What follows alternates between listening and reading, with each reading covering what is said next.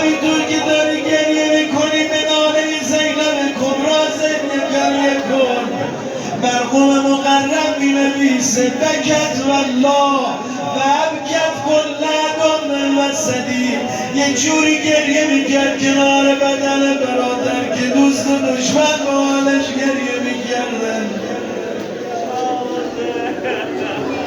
دشمنت کش ولی نور تو خاموش نشد،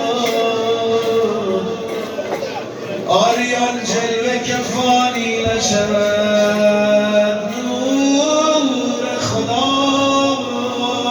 عشق تو چشم پاک نکن برادر و خواهر، دست تو بیار بالا. اعوذ بالله من الشیطان الرجیم، بسم الله الرحمن الرحیم. اما یجیب المضطر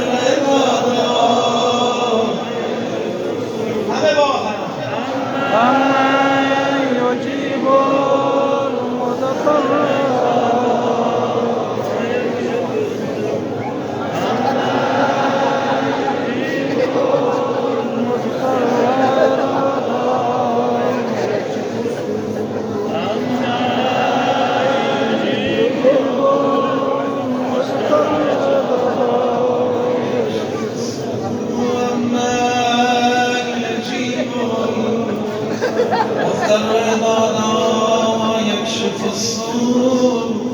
أسألك اللهم وندعوك باسمك العظيم الأعظم العز وجل الأكرم العظيم فاطمة وأبيها وبعلها وبنيها والسر المستضعفين وعلى بدم المظلوم بدم المظلوم بدم المظلوم.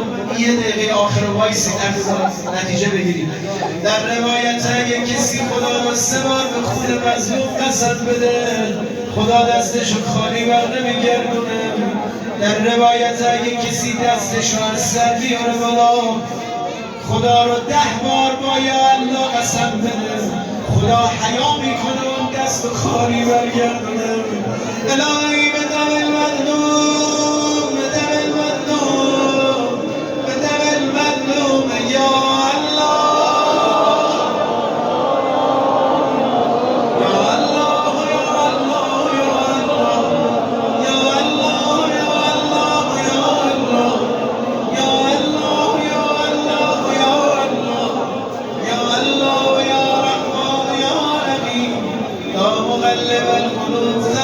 قلبي على دينك اكفنا يا قاضي الحاجات يا كافي المهمات انك على كل شيء قدير. لا يا عبيد وباق محمد يا علي وباق علي يا فاطمه وباق فاطمه يا محسن وباق الغسل يا قديم الاحسان وباق الغسل. خدا آمین گوی بلند حاجت روا بفرما. اللهم عجل لبنیک الفرج بالعافیة والنصر ومد فی عمره وزین الارض بطول بقائه وجعلنا من اعوانه وانصاره وجعلنا من الحسن اليدیم بین یديه.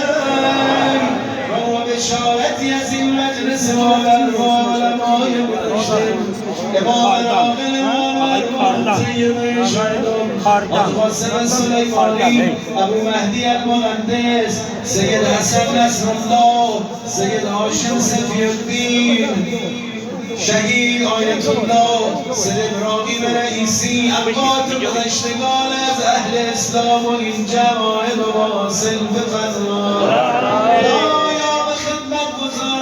اسلام و مسلمین علمای اعلام مراجع نظام تقلید شیعه مقام معظم رهبری آیت الله العظمای سیستانی خدام با اخلاص آستان قدس علوی به تاییداتشان بیفزار. خدایا مریضان اسلام معلولین مجروحین جان روزان قتل و خواهی ها چیمیایی ها اسیران تخت‌های بیمارستان، مریضهای صعب العلاج، مریضهای لاعلاج، مریضهای خاص، اونایی که دکتر جواب کردن مریض منظور خدایا همشون رو از ساحل و اساسیت بپوشان.